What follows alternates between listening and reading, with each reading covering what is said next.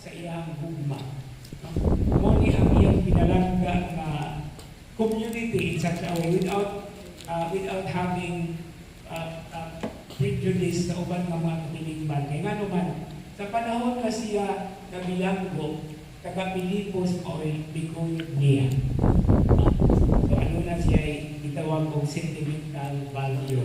Okay. So mo ni ang gisulti ni San Pablo ato sa taga Pilipos, Kapitulo 3, versikulo 1, 8 ato sa 14. More than that, I even consider everything as a loss because of the supreme good of knowing Christ Jesus my Lord. For His sake I have accepted the loss of all things, and I consider them so much rubbish that I may gain Christ and be found in Him, not having any righteousness of my own based on the law, but that which comes through faith in Christ, the righteousness from God, depending on faith, to know Him and the power of His resurrection and the sharing of His sufferings by being conformed to His death, if somehow I may attain the resurrection from the dead. So dito tayo ni unang bahin sa first reading, verses 8 to 11, na nagpahilula sa maong padulungan sa ato ang itawag nato of the harvest of the journey as we journey during the season of Lent. No? Nakinig mga disiplina na ako ang gihimo, sometimes we call it mga makasantos delivery.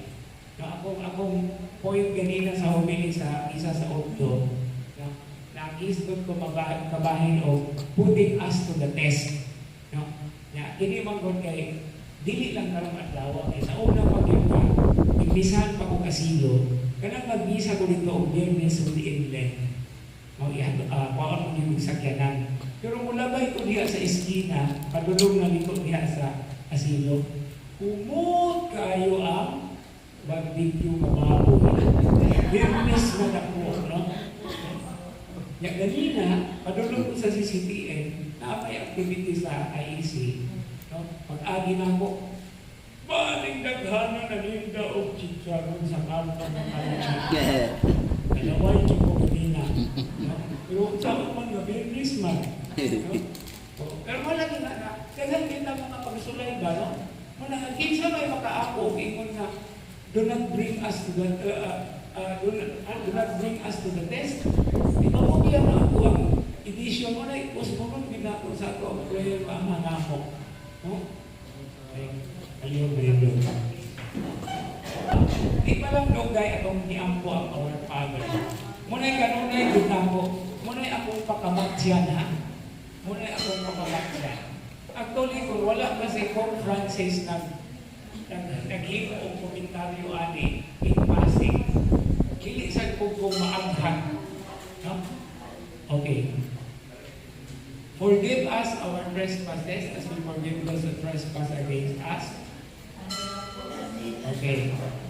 Do not allow us to fall into temptation. Dili do not bring us to the test.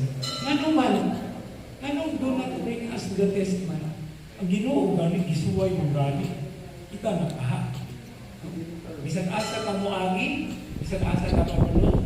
Na ay mga papasa tong ingon kanina, no? Padulong kong bisa pero kita ko sa Chicharon Palambi.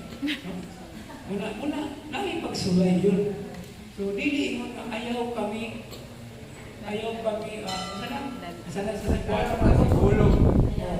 Ayaw kami, matulay nilin. Ayaw itubot na mahulog kami sa pagsulay. No? So, ayun gihapon ka. Pero ang petisyon is, do not allow us to fall into temptation. No? So, dili mo na do not bring us to the test. I-test na gani atong Ginoo, ika na, no? So, do not allow us to fall into temptation. Okay. So, anyway, let's go back to the resurrection. Now, it is not